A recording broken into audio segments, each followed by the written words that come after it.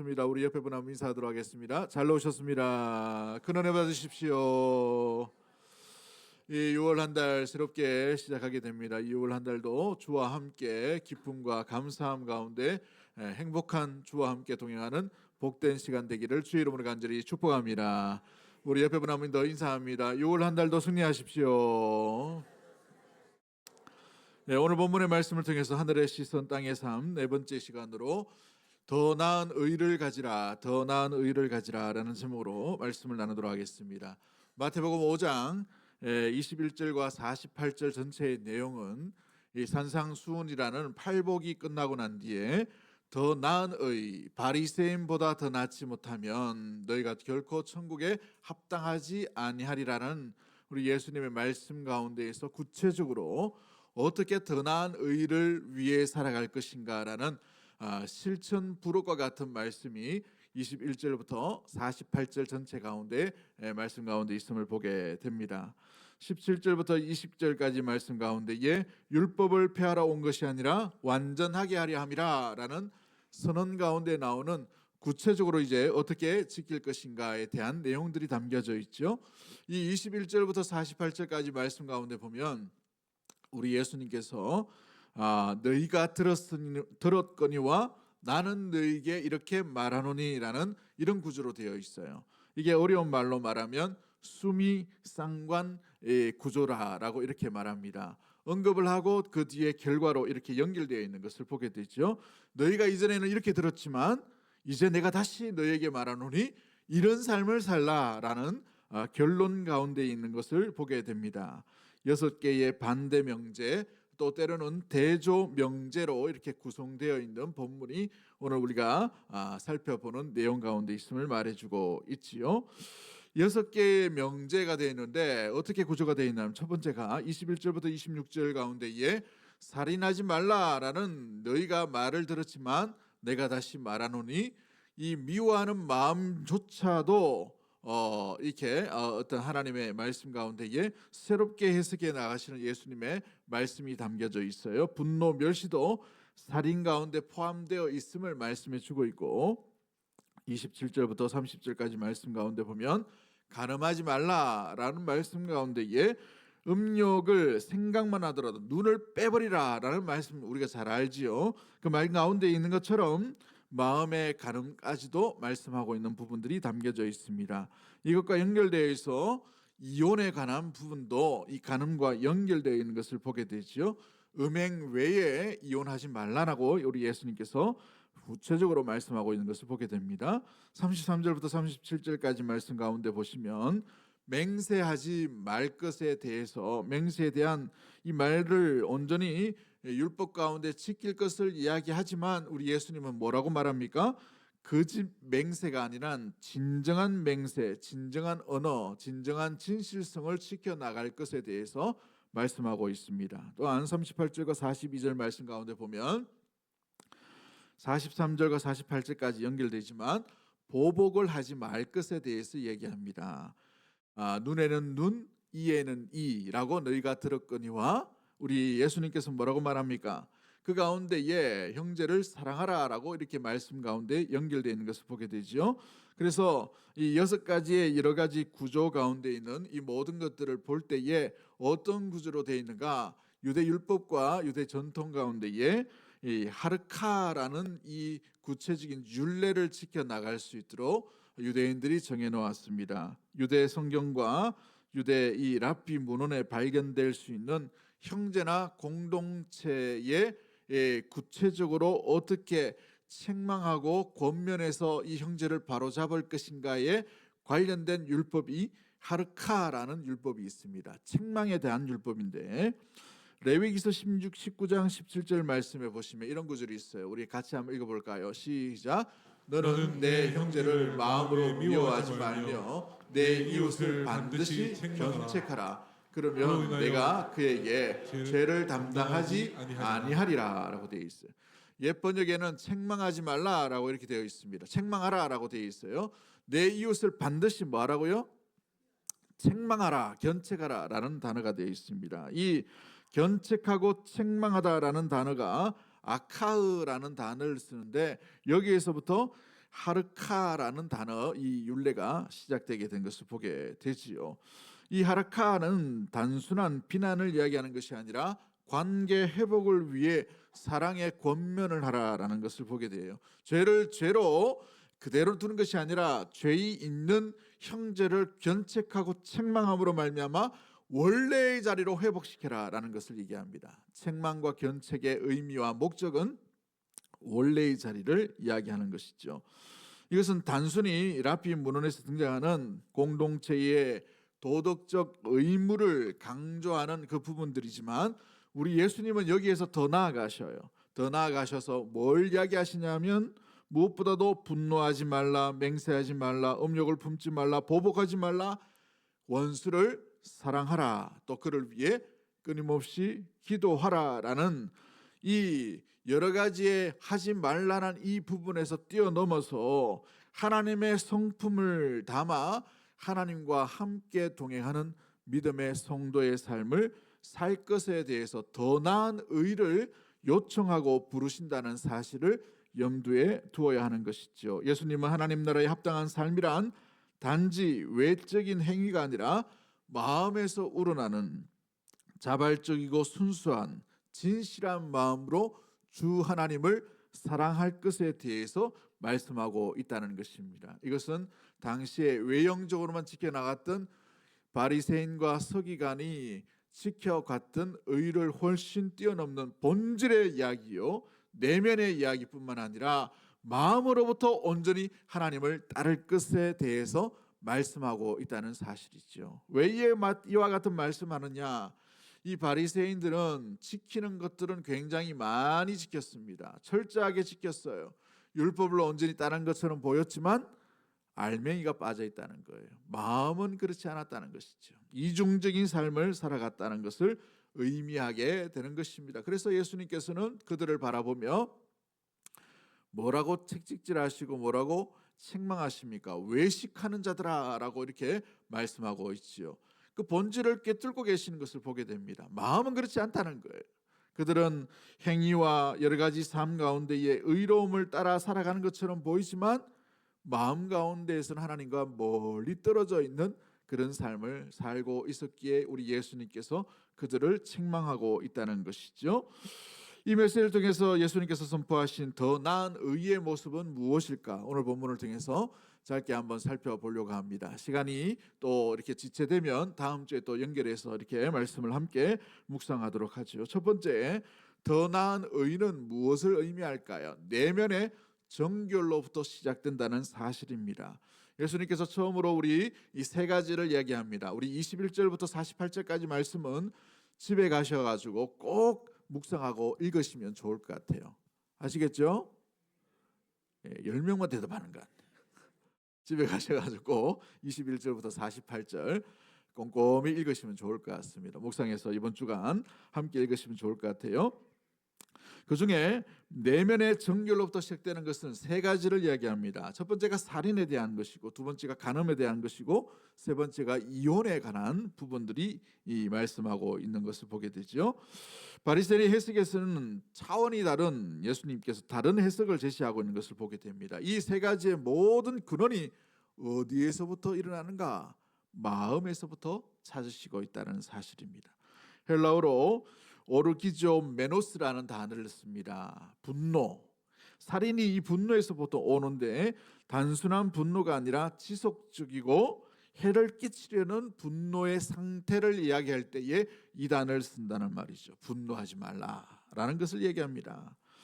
여러분, 이 분노에 사로잡힌 사람을 혹시 보신 적이 있으십니까? 많이 보죠, 그죠? 근데 대충의 이런 분노가 아니라 진짜 사람이 완전히 분노하게 되면 눈동자가 맛이 가요. 저는 평생 살아오면서 신방을 참 많이 다녔습니다만 사람들과 성도들 많이 만났지만 딱 3명을 본 적이 있어요. 눈동자가 썩은 동태 눈가리 같더라고. 이 눈가리 하니까 좀 그런데 동태 눈이에요.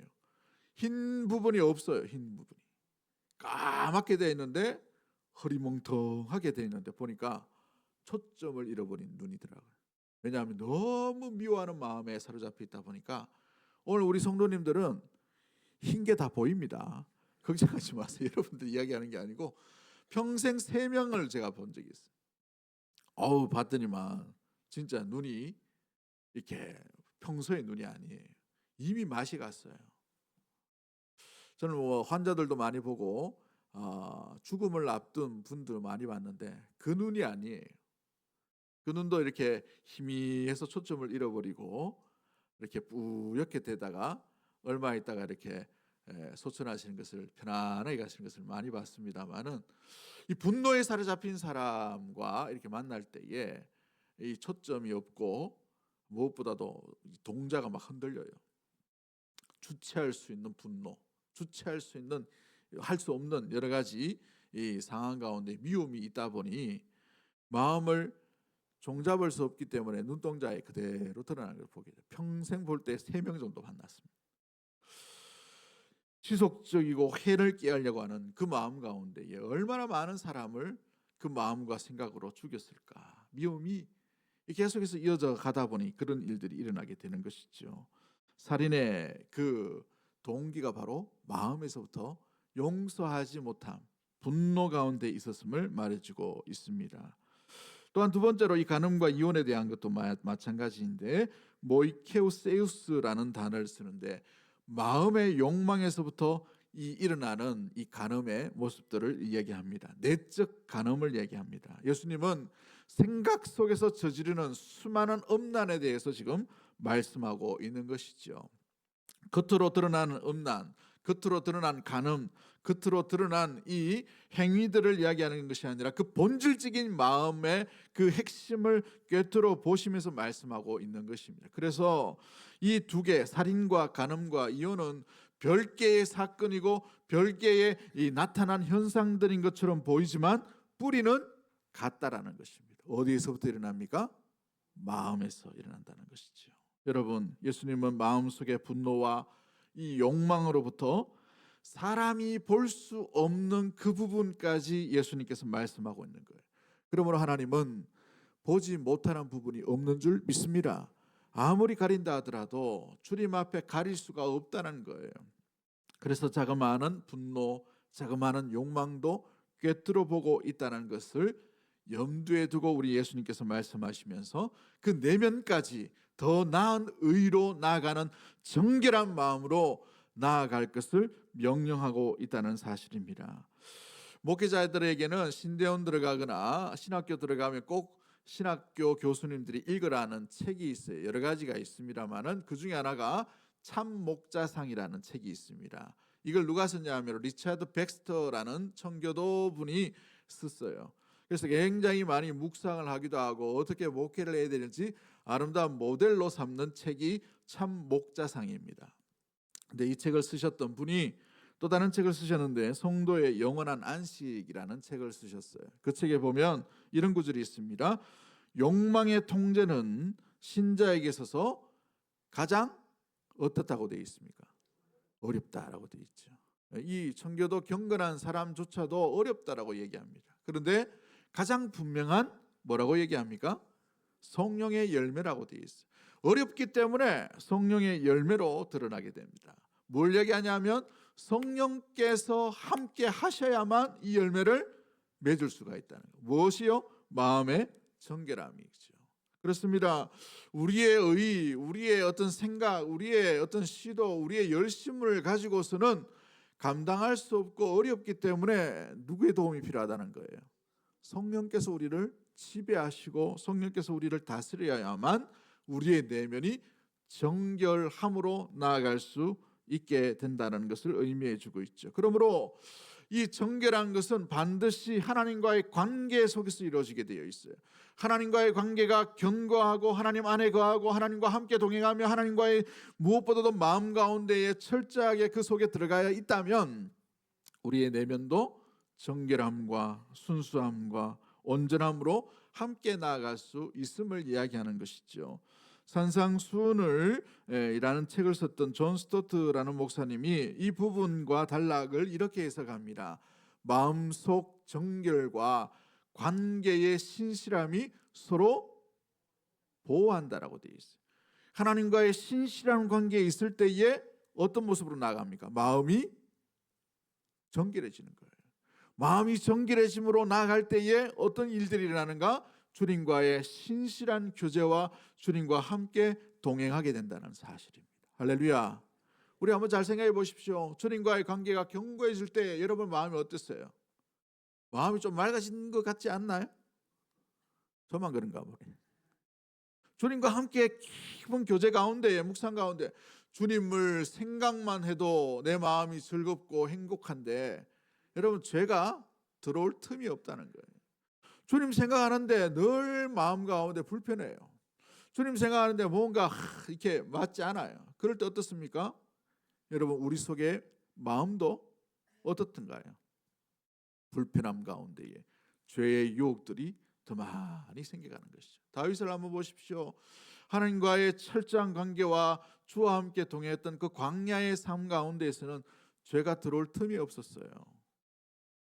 어찌 주께서 기름 부은 사람을, 기름 부은 왕을 내가 해하리요라고 되어 있어요. 두 번이나 죽일 수 있는 그 상황이에요. 얼마나 마음에 미움이 있었을까요? 자기가 잘못한 게 별로 없어요. 그럼에도 불구하고 자기의 장인이었던 사울 왕이 자기를 죽이려고 몇 번이나 군대를 보내지 않습니까? 10여 년간의 도망자의 신세를 지게 되었어요. 그럼에도 불구하고 그 상황 가운데에서는 다윗이 광야 가운데 나의 힘이 되신 여호와여, 나의 반석이신 여호와여, 나의 구원의 뿌리신 여호와여, 나의 피할 요새이신 여호와여, 여호와는 나의 목자시니 내게 부족함이 없으리로다. 이런 고백을 한다는 말이죠. 그러나 전쟁을 다 끝내고 난 뒤에 이제 나이도 많이 들었어요. 어느 날 밤늦게까지 자다가 아침에 밤에 늦게 일어나가지고 왕궁을 턱 거닐다 보니까 평소에 안 보이던 모습이 보여요. 주와 깊은 관계 속에 있지 못함으로 말미암아 그게 보였단 말이에요. 여러분 주님과 깊은 관계 가운데 거할 때 죄가 우리를 넘어서지 못하도록 하나님의 인도하심과 보호 아래 있는 줄 믿습니다. 그러나 주와 함께 교제하지 못할 때에 죄라는 것이 우리의 생각을 침투하게 되어 있어요. 여러분 첫 가정이었던 아담의 가정을 한번 잘 보십시오. 주의 말씀 가운데 붙들려 있을 때에는 그 실과가 보이지 않았어요. 그러나 주의 마음과 주와 함께 동행함이 멀어질 때에 말씀과 멀어진 그 삶 가운데에 사탄이 기가 막히게 알게 되어서 하와를 어떻게 유혹합니까? 정말 죽을까라는 말씀을 의문시해버리는 일들이 일어나게 되지요. 그러므로 말미암아 하나님과 멀어지는 죄라는 것이 그 심령과 마음 가운데 침투하게 되어버렸습니다. 루트라는 사람이 아주 유명한 이야기를 합니다. 새가 우리의 머리로 지나가는 것은 막을 수는 없지만 그 새가 우리의 머리에 둥지 틀 수 있는 기회는 막을 수는 있다는 거예요. 뭘 얘기하냐면 죄가 우리의 생각과 우리의 마음속에 수십 번 수많은 생각들이 지나갈 수 있지만 그걸 못 막아요. 우리가 연약하기 때문에. 그러나 그 죄가 우리의 내면 가운데 둥지를 틀어서 또아리를 틀고 자라가게 하고 그 속에서 집을 짓지 못하도록은 할 수가 있다는 거예요. 사랑하는 성도 여러분, 그러기에 우리의 생각과 마음을 정결함으로 지켜나갈 수 있는 우리 대구동성의 모든 가족들이 되기를 주의 이름으로 간절히 축복합니다. 잠언 4장 23절 말씀에 무릇 지킬 만한 것 중에 뭘 지키라고 말씀합니까? 내 마음을 지키라라고 되어 있어요. 내 마음을 지키라. 우리 마음을 지켜야 돼요. 마음을 아무 때나 아무 생각이나 간직할 수가 없는 것이 성도의 마음인 줄 믿습니다. 우리가 생각해야 될 것은 주 예수 그리스도의 마음이요 하나님의 마음을 품어야 될 줄 믿습니다. 그러기에 빌립보서의 말씀처럼 이 마음을 품어야 되는 거예요. 그리스도 예수의 마음을 품고 믿음의 삶을 살아갈 때에 우리는 더 나은 의로 나아가게 될 줄 믿습니다. 마태복음 5장 8절 말씀에 마음이 청결한 자는 누구를 본다고 되어 있습니까? 하나님을 본다는 것이 하나님의 복을, 하나님께서 주시는 복, 하나님을 바라볼 수 있는 은혜의 복을 누리게 되는 것이죠. 요한일서 3장 15절 말씀에 그 형제를 미워하는 자마다 살인하는 자니 살인하는 자마다 영생이 그 속에 거하지 아니하는 것을 너희가 아는 바라라고 되어 있어요. 여러분, 마음의 미움이 곧 살인과 같다라는 것을 의미해 주고 있는 것입니다. 여러분, 우리가 운전을 하거나 아니면 시장에 어떤 장을 보러 갈 때 여러 사람을 만나죠. 사람을 많이 만나면 많이 만날수록 우리 마음에 어떤 마음이 듭니까? 아유, 저 사람 사랑해야지, 격려해야지. 참, 이런 마음이 듭니까? 저게 뭔데 내 차를 앞질러 가? 이런 생각이 듭니까? 세상에 이렇게 여러 가지 소식들과 뉴스들은 좋은 소식이 90%면 얼마나 좋을까요? 그렇죠? 대부분 소식이 뭐예요? 안 좋은 소식을 자꾸 전해진단 말이에요. 그 안 좋은 소식을 전해지다 보니 우리 마음의 내면이 어떻습니까? 우울함이 찾아오고 어둠이 찾아오기도 하고 슬픔과 근심과 염려와 걱정과 불안과 두려움이 우리의 마음을 잠식하게 됨으로 말미암아 결국은 미워하는 마음과 유혹의 마음으로 빠져들게 만든다는 것이죠. 그러기에 사랑하는 성도 여러분, 우리 마음을 지켜가야 됩니다. 어떻게 지킬까요? 우리 스스로 우리 마음을 지킬까요? 어디 바깥에 안 나가고 집안에만 꽁꽁 묶여 있으면 지킬 수 있을까요? 생각을 막을 수는 없어요. 그러기에 생각을 무엇으로 채워 넣어야 합니다. 무엇으로 채워 넣어야 될까요? 주의 성령이 우리의 생각과 우리 마음을 지배하지 못하면 우리의 생각은 여전히 우리의 일상의 삶 가운데 노출될 수밖에 없다라는 사실이에요. 그렇다면 주의 성령이 우리의 생각, 우리의 마음을 정결케 하시고 지배하시기 위해 우리가 할 수 있는 방법은 무엇이겠습니까? 주의 말씀을 채우는 것밖에 없다는 것이죠. 사랑하는 성도 여러분, 그렇습니다. 우리의 마음을, 우리의 생각을 지키는 방법은 우리에게 찾는 것이 아니라 오직 주의 말씀으로 말미암아 채워 나가는 것밖에 없다는 것이죠. 다윗이 고통 가운데에 무엇으로 채웠습니까? 하나님을 찾는 것이죠. 하나님을 아는 것이었습니다. 하나님을 만난 순간을 기억한 것이에요. 하나님께서 어떤 분인지를 자꾸 기억하고 채워나가는 거예요. 나의 목자이신 하나님, 나의 산성이신 하나님, 나의 위로이신 하나님, 나의 승리이신 하나님, 나를 지키실 분은 하나님밖에 없음을 그 하나님에게서 찾는다는 사실이에요. 할렐루야. 그러기에 그 하나님으로부터 여러분의 마음과 생각을 지켜나갈 수 있는 우리 사랑하는 대구동성의 모든 가족들이 되기를 주의 이름으로 간절히 축복합니다. 우리의 마음은 내버려 두면 연약한 것들이 침투할 수밖에 없어요. 마태복음 15장 18절과 20절 말씀에 뭐라고 되어 있습니까? 입에서 나오는 것들은 마음에서 나오나니 이것이야말로 사람을 더럽게 하느니라. 마음에서 나오는 것은 악한 생각과 살인과 간음과 음란과 도둑질과 거짓 증거와 비방이니 이런 것들이 사람을 더럽게 하는 것이요 라고 분명히 말씀하고 있지요. 마음에서 나오는 것들이 악한 생각과 간음과 또 도둑질과 또 거짓 증거와 비방이라는 것입니다. 이것들이 사람을 오히려 더럽게 하게 되어 있다는 사실입니다. 하나님의 진노 아래에 있는 죄인이라는 책을 썼던 조나단 에드워드라는 분이 이런 말을 합니다. 하나님의 눈은 칼보다 날카롭고 불보다 뜨겁다. 그는 인간의 마음을 어떻게 하신다고 되어 있어요? 꿰뚫어 보고 있다는 사실이에요. 그래서 로마서 8장 27절 말씀에 마음을 감찰하시는 이가 성령의 생각을 아시나니라고 되어 있어요. 우리의 마음이 더욱더 주님 앞에 정결한 마음으로 나아가게 되기를 주의 이름으로 간절히 축복합니다. 두 번째 우리가 기억해야 될 것이 무엇입니까? 더 나은 의는 관계 속의 진실함으로 나타난다는 것이에요. 여러분, 현대 철학자라고 말하는 찰스 테일러라는 사람이 이런 말을 합니다. 의미를 부여하는 말은 공동체의 도덕을 지탱하는 핵심이 된다. 쉬운 말로 말하면 언어의 책임이 사회관계의 기초가 된다는 말이에요.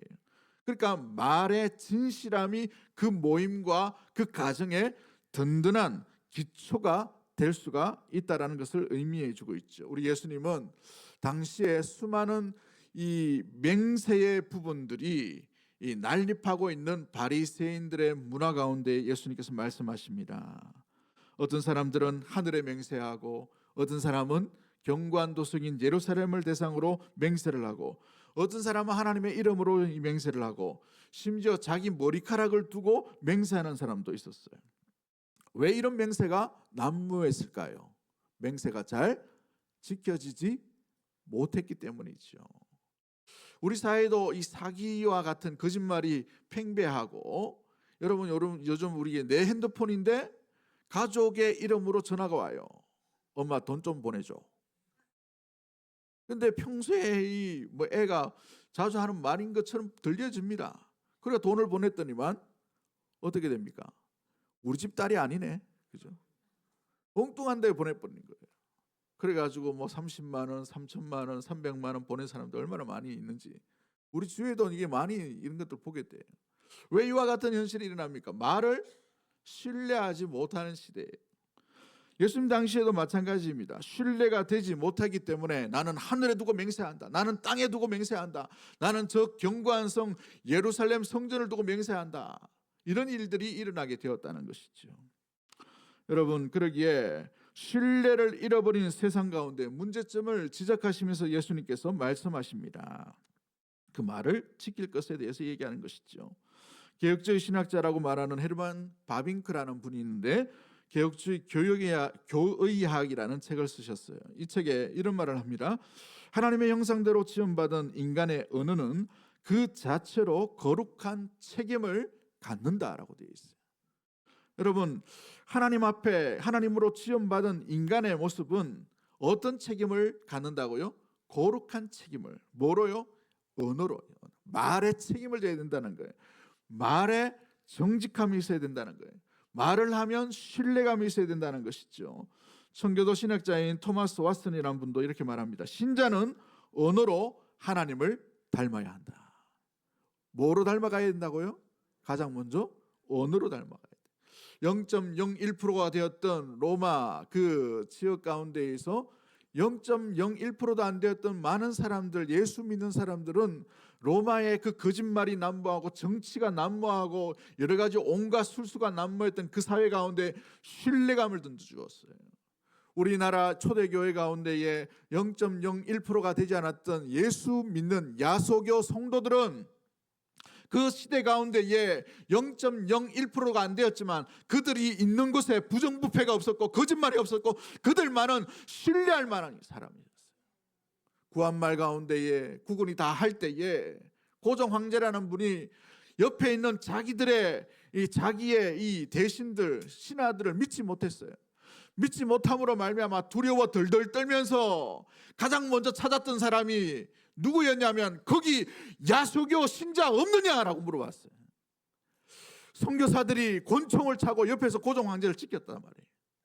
예수 믿는 사람만이 진실하게 정직하게 자기를 보호해 줄 수 있는 사람, 유일한 사람이 그 사람밖에 없다는 것을 염두에 두었다는 것이죠. 그러나 오늘날 보십시오.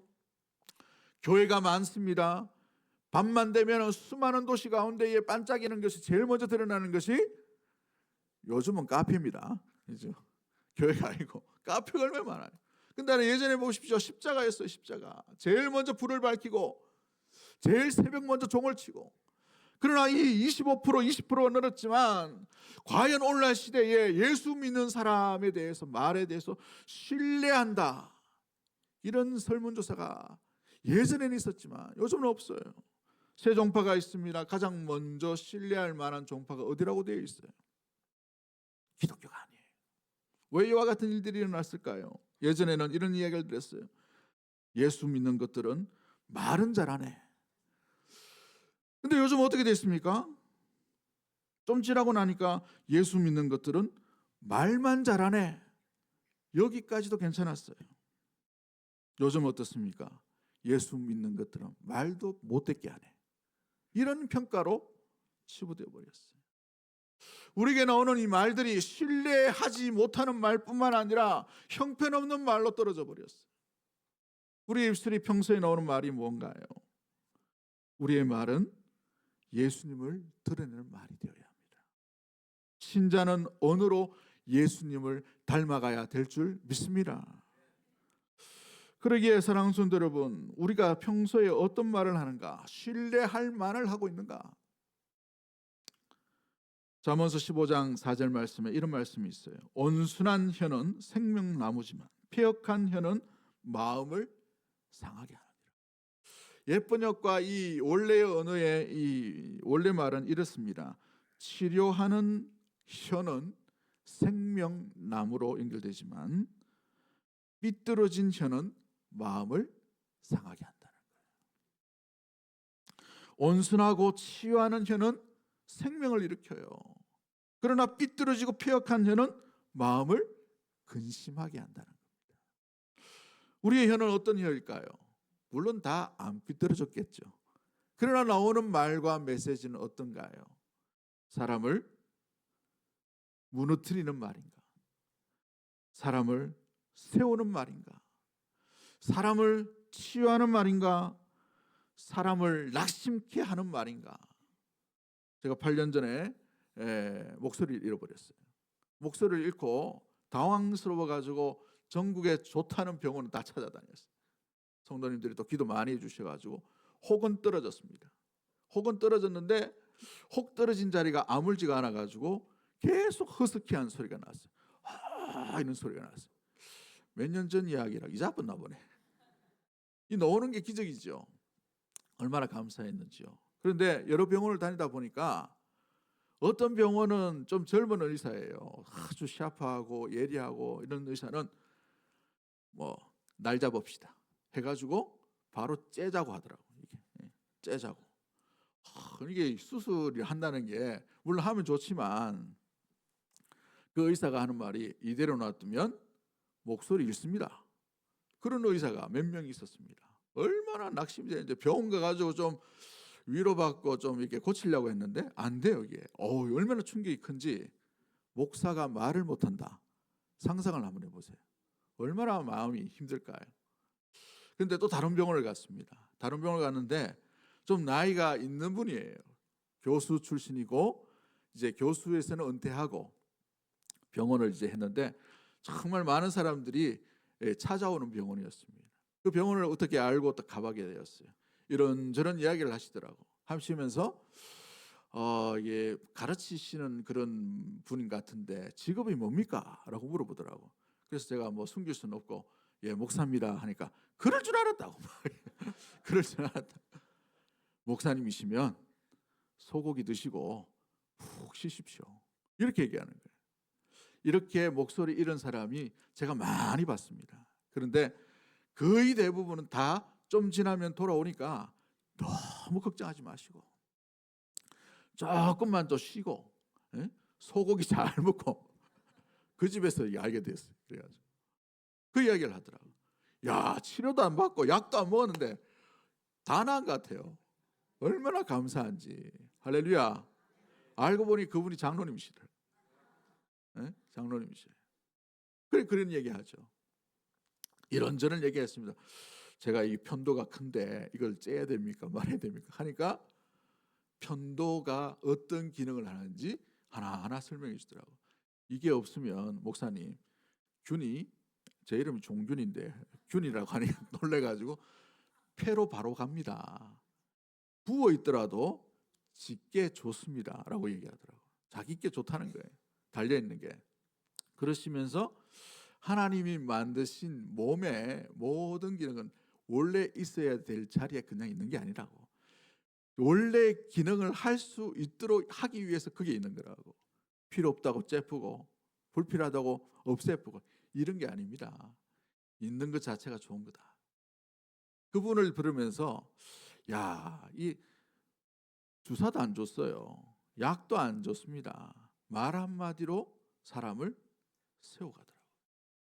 사랑하는 성도 여러분, 우리가 평소에 자녀를 만나거나 이웃을 만나거나 구역 식구들을 만나거나 함께한 동료들을 만나거나 또 우리 함께 형제 자매된 지체들을 만날 때 어떤 말을 해주어야 하고 또 믿음의 성도들이 어떤 말을 듣기를 원할까요? 곰곰이 한번 생각해 보면 설교 시간에 맨날 이거 하지 마라, 저거 하지 마라, 이러면 죽는다, 저거 하면 죽는다, 이런 말 누가 듣고 싶어 하겠어요? 알죠?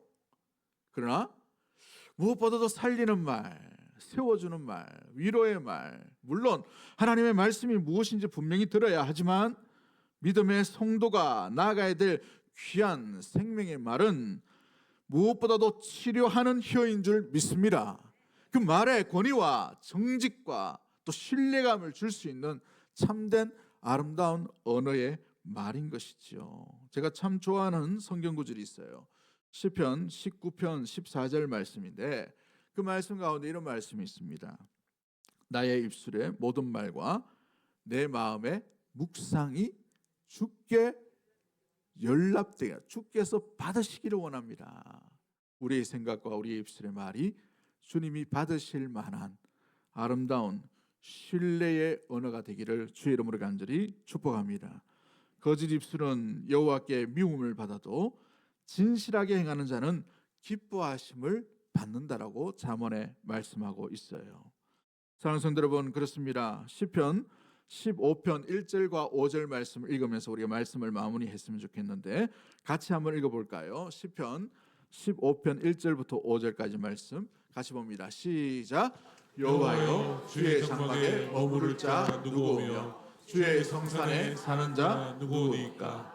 정직하게 행하며 공의를 실천하며 그의 마음에 진실을 말하며 그의 혀로 남을 허물하지 아니하고 그의 이웃에게 악을 행하지 아니하며 그의 이웃을 비방하지 아니하며 그의 눈은 망령된 자를 멸시하며 여호와를 두려워하는 자들을 존대하며 그의 마음에 소원하는 것을 해로울지라도 변하지 아니하며 이자를 받으려고 돈을 구워주지 아니하며 뇌물을 받고 무죄한 자를 해하지 아니하는 자이니 이런 일을 행하는 자는 영원히 흔들리지 아니하리이다. 아멘.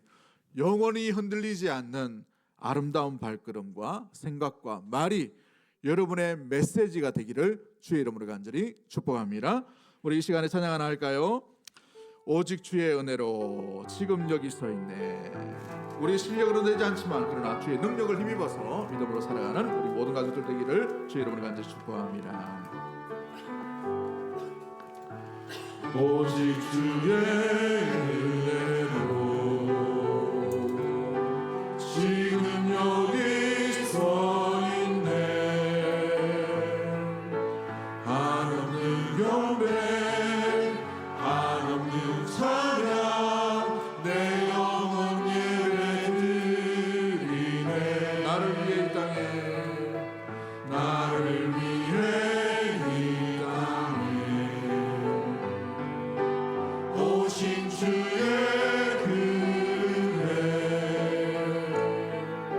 십자가 고통 이기신 주님 은혜 없이 주님 날 채우시네. 주님 오게 하시네. 살아가는 동안 은혜로만 십자가 주의 날 세우시네. 주의 날 채우시네.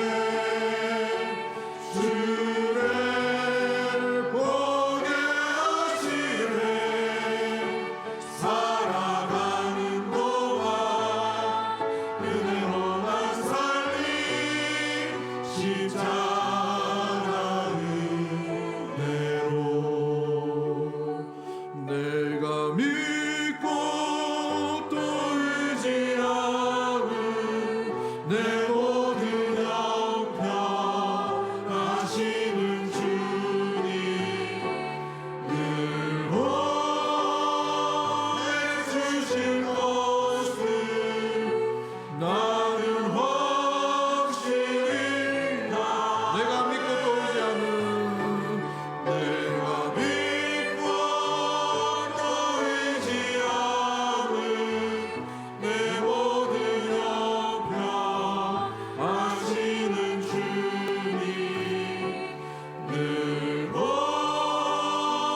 보내주실 것을 나는 확실히 아네. 우리 이 시간에 합심해서 1, 2분 정도 기도하기를 원합니다. 우리 마음 가운데 정말 생각과 마음 가운데 정결한 마음이 일어남으로 말미암아 더 나은 의를 붙들고 살아갈 수 있는 우리의 모습이 될 수 있도록 하나님 인도해 달라고 그 더 나은 의는 내 실력으로 되는 것이 아니라 주의 십자가를 붙들고 주의 의를 붙들 때 온전히 이루어지게 될 줄 믿습니다. 주님 안에 가할 수 있는 우리의 모습이 될 수 있도록 보이지 않는 곳에서 주님 정결을 선택하며 주와의 깊은 관계 속에 나아갈 수 있는 우리의 모습이 될 수 있도록 도와달라고 기도하시고, 두 번째 기도하실 때에 사랑하는 성도 여러분, 우리의 입술에 우리의 생각의 말과 또 행실이 주께 연락될 수 있도록 치유하는 혀, 세우는 혀, 살리는 믿음의 심령으로 온전히 나갈 수 있도록 그러한 귀한 일들을 감당할 수 있는 은혜를 허락해 달라고 우리 주신 말씀 붙들며 주여 한번 외치고 통성으로 1, 2분 정도 합심해서 기도하도록 하겠습니다. 주여.